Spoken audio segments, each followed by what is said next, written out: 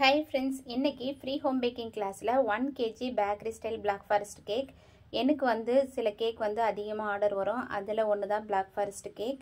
இப்போ பாத்தீங்கன்னா அது bakery style செய்யறதுனால நான் 5 முட்டை எடுத்து வச்சிருக்கேன். மீடியம் சைஸ் முட்டையா வந்து நான் 5 எடுத்து வச்சிருக்கேன். நல்ல பெரிய சைஸ் முட்டையா இருந்தா 4 கூட இதுக்கு போதும். இப்போ ஒரு பிஞ்ச் அளவுக்கு உப்பு சேர்த்து ஒரு பக்கத்துல எடுத்து வச்சிருக்கேன். இப்போ இதில் வந்து நான் எல்லாமே வந்து கிராம்ஸில் தான் நிறைய பேர் வந்து வீடியோ கேட்குறீங்க. சில பேர் தான் வந்து கப் மெஷர்மெண்ட்டில் கேட்குறீங்க. கப் மெஷர்மெண்ட் நான் ஆல்ரெடி வீடியோ போட்டிருக்கேன், அதை கூட செக் பண்ணி பாருங்கள். இப்போ பார்த்தீங்கன்னா 150 கிராம் அளவுக்கு நம்ம சுகர் எடுத்துக்கலாம். இது பேக்கரி ஸ்டைல்ன்றதுனால சுகரை வந்து நம்ம பவுடர் பண்ண வேண்டியதில்லை, அப்படியே வந்து அளந்து சேர்த்துக்கலாம்.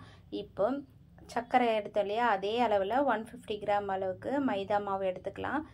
சப்போஸ் நீங்கள் பேக்கரி ஸ்டைலில் செய்யல, ஹோம்மேட் தான் செய்கிறீங்கன்னா இந்த மைதா மாவு 150 கிராம் எடுத்துருக்கோம் இல்லையா, இதில் வந்து 1 டீஸ்பூன் அளவுக்கு பேக்கிங் பவுடர் மட்டும் சேர்த்துக்கோங்க. சேர்த்துட்டு நல்லா மிக்ஸ் பண்ணி வச்சுக்கோங்க. அதுக்கப்புறம் வந்து ஆயில் வந்து நம்ம வந்து மெஷர் பண்ணி எடுத்துக்கலாம். இப்போ வந்து நம்மளுக்கு சன்ஃப்ளவர் ஆயில், கோல்டு வின்னர் இந்த மாதிரி எண்ணெயை வந்து நம்ம யூஸ் பண்ணிக்கலாம், வாசனை இல்லாத ஆயில். நீங்கள் கொஞ்சம் ரிச்சாக செய்யணும்னு ஆசைப்பட்டீங்கன்னா பட்டரை வந்து மெல்ட் பண்ணிவிட்டு இந்த அளவுக்குள்ள சேர்த்துக்குங்க. இப்போ நான் அளந்து எடுத்து வச்சுருக்கேன். இதே வந்து ஒரு பக்கத்தில் எடுத்து வச்சிடலாம். இப்போ நம்ம எடுத்து வச்சுருக்க முட்டை வச்சுருக்கோம் இல்லையா, அதில் வந்து நம்ம எசன்ஸ் எல்லாம் வந்து நம்ம சேர்த்துக்கலாம். இது வந்து பேக்கரி ஸ்டைல்ன்றதுனால இதில் ஒரு முக்கியமான சீக்ரெட் டிப்ஸும் இருக்குது. பிளாக் ஃபாரஸ்ட் கேக் பேக்கரி ஸ்டைலில் பண்ணும் போது நம்ம கேக் ஜெல் போட்டு பண்ணும்போது பீட் பண்ண கலர் வந்து லைட்டாக தான் கிடைக்கும். ஆனால் பிளாக் ஃபாரஸ்ட் கேக் நல்லா டார்க்காக கலர் கிடைக்கணும்னா இதில் ஒரு சீக்ரெட் டிப்ஸ்ன்னு சொல்லியிருக்கேன். வீடியோ ஸ்கிப் பண்ணாமல் பாருங்கள். 25 கிராம் அளவுக்கு கொக்கோ பவுடர் எடுத்துக்கிறேன். இதை வந்து ஒரு பக்கத்தில் எடுத்து வச்சுட்டு, இதுதான் வந்து சீக்ரெட் டிப்ஸு. நான் ஃபஸ்ட்டு வீடியோ நம்ம சேனலில் போட்டேன், நான் ஃபஸ்ட்டு வீடியோலேயே வந்து நான் அதை ஷேர் பண்ணியிருப்பேன். அதாவது சாக்லேட் ஸ்பாஞ்ச் செஞ்சிருந்தேன் இல்லையா, அதுலேயே வந்து நான் ஷேர் பண்ணியிருப்பேன். இப்போ இந்த நான் எடுத்து வச்சுருக்க ஆயிலை வந்து இது கூட வந்து நல்லா மிக்ஸ் பண்ணிக்கோங்க. மிக்ஸ் பண்ணி ஒரு பக்கத்தில் இருக்கட்டும். இந்த மாதிரி மெத்தடில் செய்யும்போது கேக்கோட கலர் வந்து நல்லா டார்க்காகவே வரும். இப்போ ஒரு முடி அளவுக்கு வெனிலா எசன்ஸ், ஒரு அரை டீஸ்பூன் அளவுக்கு பட்டர் எசன்ஸ், ஒரு 1/4 டீஸ்பூன் அளவுக்கு மில்க் எசன்ஸ், இந்த மாதிரி வந்து நம்ம எல்லாத்தையும் சேர்த்துக்கலாம். இந்த 3 எசன்ஸும் சேர்க்கும் போது கேக்கோட ஃப்ளேவர் வந்து செம்மையாக இருக்கும். ட்ரை பண்ணி பாருங்கள். அப்படி உங்கள்கிட்ட இந்த எசன்ஸில் இல்லைன்னா வெனிலா எசன்ஸ் மட்டும் கூட சேர்த்துக்கலாம். நான் ஏன் இவ்வளோ டீட்டெயிலாக சொல்கிறேன்னா, பிகினர்ஸ் வந்து நிறைய பேர் பார்க்குறீங்க, நிறைய பேருக்கு ஹோம்மேடாக வந்து கேக் செய்யணும்னு ஆசைப்பட்றீங்க. அவங்களாம் வந்து புரியணுன்றதுக்காக தான் நான் வீடியோ வந்து கொஞ்சம் வந்து லென்த்தியாக போட்டிருக்கேன். இப்போ இது கூட வந்து நம்ம எடுத்து வச்சுருக்க சுகர், அது கூட வந்து 1 டீஸ்பூன் அளவுக்கு கேக் ஜெல் சேர்த்துக்கிறேன். நீங்கள் கிராம்ஸில் அளக்கணும்னா 5 கிராம் அளவுக்கு சேர்த்துக்கோங்க, கரெக்டாக இருக்கும். இப்போ வந்து இது எல்லாத்தையும் வந்து நம்ம சேர்த்து நல்லா வந்து உங்களுக்கு டைம் இருக்குன்னா ஃபஸ்ட்டு ஸ்பீட்லேயே வந்து ஒரு 5 நிமிஷம் வந்து நல்லா பீட் பண்ணி எடுத்துக்கோங்க. டைம்லாம் இல்லை ஸ்பீடாக பண்ணணுன்னா ஃபஸ்ட்டு 1 நிமிஷத்துக்கு நல்லா ஃபஸ்ட்டு ஸ்பீடில் வச்சு பீட் பண்ணிவிட்டு கொஞ்சம் கொஞ்சமாக வந்து ஸ்பீடை வந்து அதிகப்படுத்திக்கோங்க.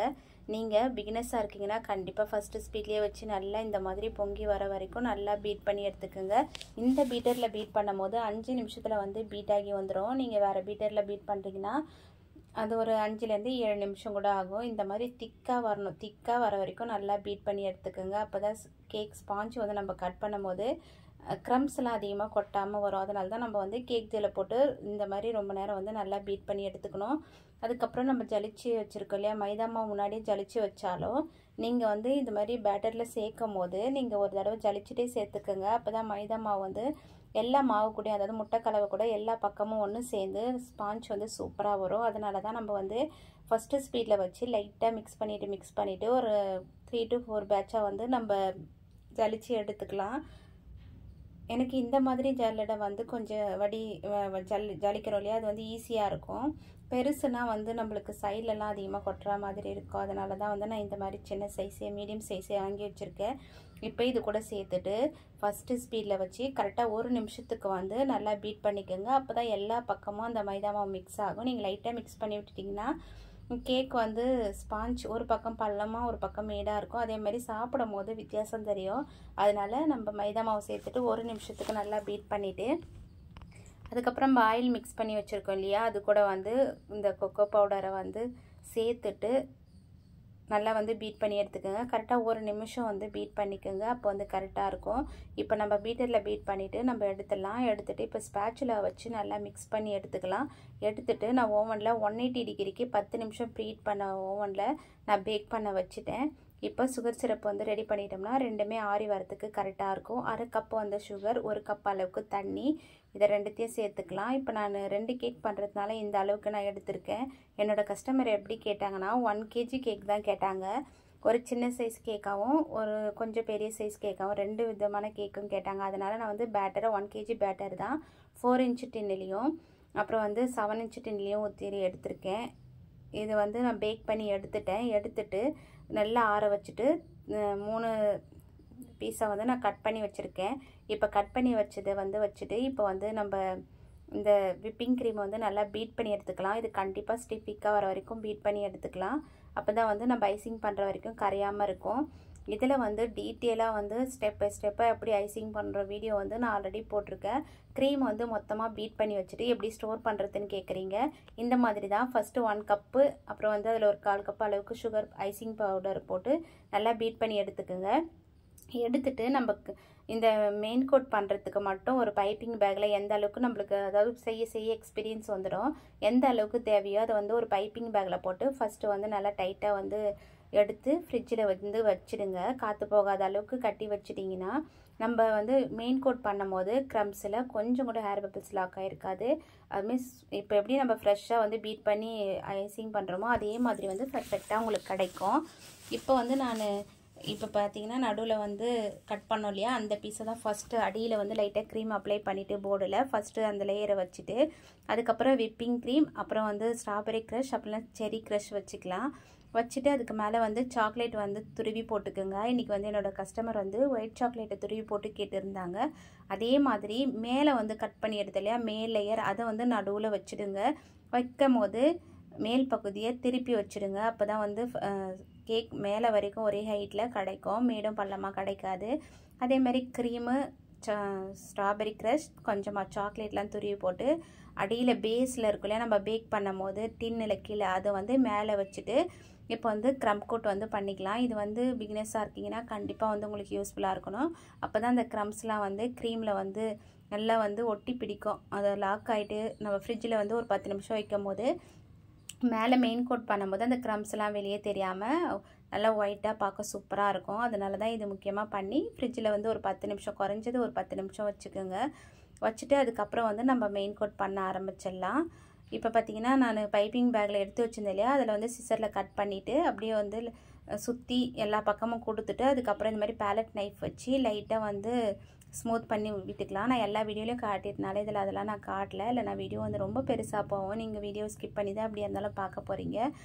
இப்போ வந்து நம்ம ஐசிங் பண்ணும் போது இந்த மாதிரி க்ரீம்ஸில் எக்ஸ்ட்ரா இருக்கும் போது எடுத்துட்டு நம்ம அதை வந்து இன்னொரு ஸ்க்ராப்பர் வச்சுருப்போம் இல்லையா, அதில் வழித்து விட்டுட்டு க்ளீனாக வந்து பேலட் நைஃப் வச்சு நம்ம வந்து க்ரம் கோட் பண்ணிவிட்டு மெயின் கோட் வந்து சூப்பராக பண்ணியிருக்கலாம். பர்ஃபெக்டாக ஐசிங் பண்ணுற வீடியோ வந்து நான் உங்களுக்கு தனியாக வேணால் போடுறேன்.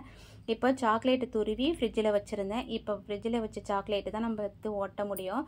நம்ம துருவிட்டு அப்படியே ஒட்டோம்னா நம்ம கைகளில் ஃபுல்லாக ஒட்டிக்கும், சுற்றி ஒட்ட முடியாது.